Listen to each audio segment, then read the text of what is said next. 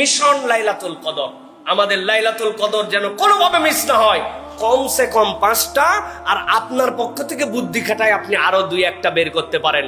এর 1 নম্বর কাজ হবে, প্রত্যেক দিন লাইলাতুল কদরের যখন রাত শুরু হবে মাগরিবের নামাজের পরের থেকে আমাদের টার্গেট থাকবে মিস যাবে না। প্রত্যেকটা দিন শেষ দশকের মধ্যে আমরা কিছু দান সাদাকা করব। মা বোনেরা যারা আছেন ওনারা কেমনে রাত্রেবেলা ফকির মিসকিন খুঁজে পাবেন, দান করবেন কেমনে? বাড়িতে আলাদা বক্স বানায় রাখবেন, আলাদা একটা পট বানায় রাখবেন, আলাদা একটা পদ্ধতিতে রাখবেন যে ওই রাত্রে অন্তত আমার পক্ষ থেকে কিছু দান করে রাখলাম, পরে দান করে দিব।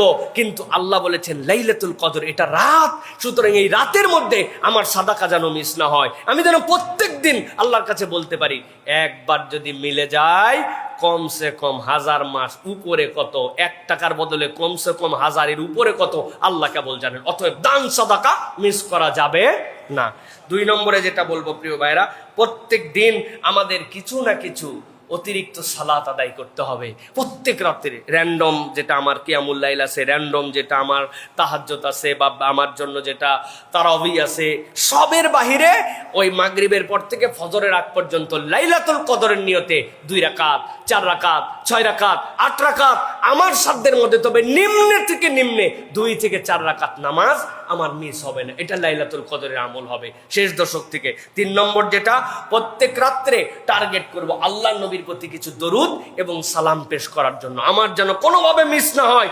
শেষ 10 দিন বড় চার্ট বানায় রাখছি, দান ইয়েস হয়ে গেছে, তারপরে আমার জন্য সালাত ইয়েস হয়ে গেছে, বড় করে টেবিলের নিচে, ডাইনিং টেবিলে, দরজার সামনে। কারণ এই বছর আমাকে লাইলাতুল কদর মিস করা যাবে না। আল্লাহ নবীর দরুদ এবং সালাম হ্যাঁ হয়েছে, দরুদ ইব্রাহিম পড়ছি একবার, পারি নাই সাল্লাল্লাহু আলাইহি ওয়াসাল্লাম পড়ছি, পারি নাই আল্লাহুম্মা সাল্লি আলা মুহাম্মাদ পড়ছি, পারি নাই, আমি যতটুকু পারছি কিন্তু আল্লাহ নবীর প্রতি ওই রাতের মধ্যে দরুদ এবং সালাম পাঠ করেছি। 4 নম্বরে আল্লাহ রাব্বুল আমিন এই লাইলাতুল কদরের ভিতরেই কোরআনুল কারীম নাজিল করেছেন, ইন্না আনজালনাহু ফি লাইলাতিল কদর।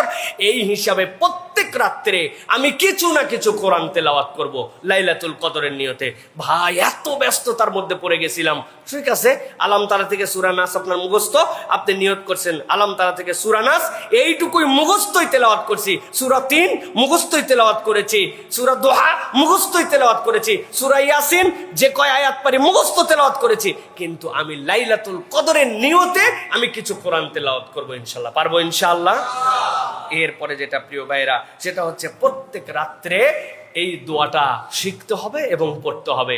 আল্লাহ নবী সাল্লাল্লাহু আলাইহি সাল্লামের কাছে হযরত আয়েশা সিদ্দিকা রাদিয়াল্লাহু তাআলা জিজ্ঞাসা করেছিলেন, ইয়া রাসূলুল্লাহ, যদি আমি